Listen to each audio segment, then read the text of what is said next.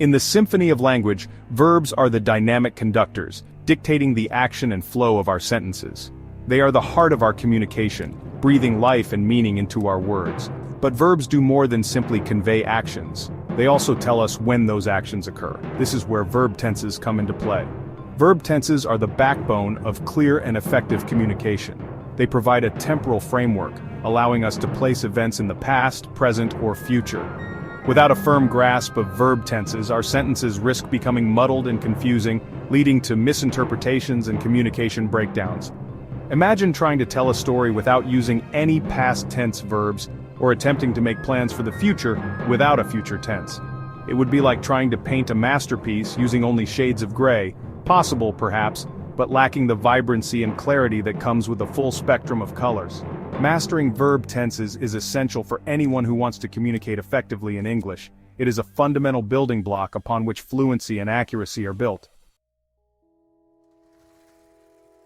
Verb tenses, at their core, are quite simple. They tell us when an action happens in relation to the time of speaking or writing. Think of it like a timeline: past, present, and future. Past tense. Actions or states of being that have already happened. For example, I walked to the store yesterday. Present tense actions or states of being that are happening now. For example, I am walking to the store right now. Future tense actions or states of being that will happen later. For example, I will walk to the store tomorrow.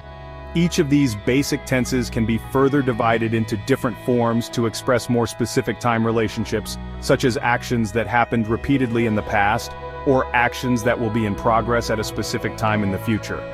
But for now, let's focus on these three basic building blocks.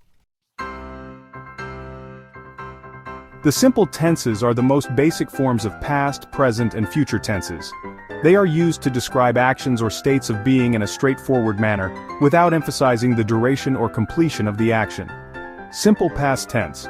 Used for actions that started and finished in the past. Example: she played tennis yesterday. Simple present tense. Used for actions that happen regularly or are always true. Example: he plays tennis every Saturday. Simple future tense. Used for actions that will happen in the future. Example: they will play tennis tomorrow. Notice how the verbs change to reflect the different tenses. In English, we often add ed to the base form of the verb to create the simple past tense, and we use will plus the base form of the verb to create the simple future tense.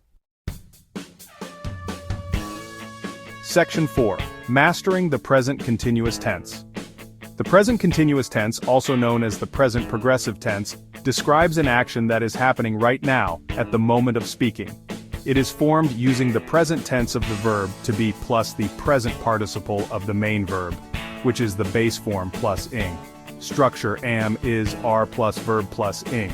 Example: I am writing an essay. This tense emphasizes the ongoing nature of the action. It's like taking a snapshot of a moment in time and focusing on the action unfolding before your eyes. Using the present continuous. 1. Actions happening now. The sun is shining brightly. 2. Temporary actions. I am staying with my aunt this week. 3. Future plans. We are going to the cinema tonight. This usage often implies a plan or arrangement. Section 5. Unraveling the past continuous tense.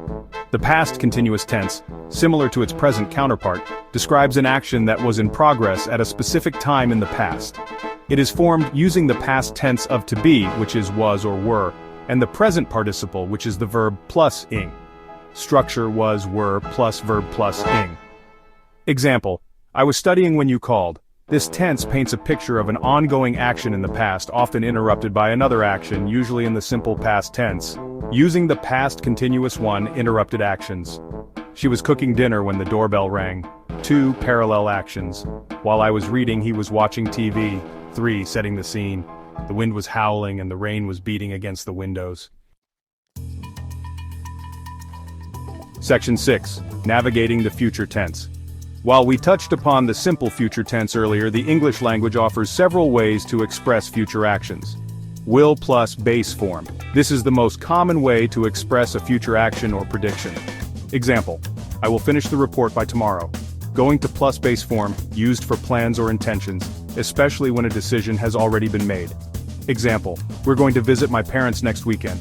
Present continuous.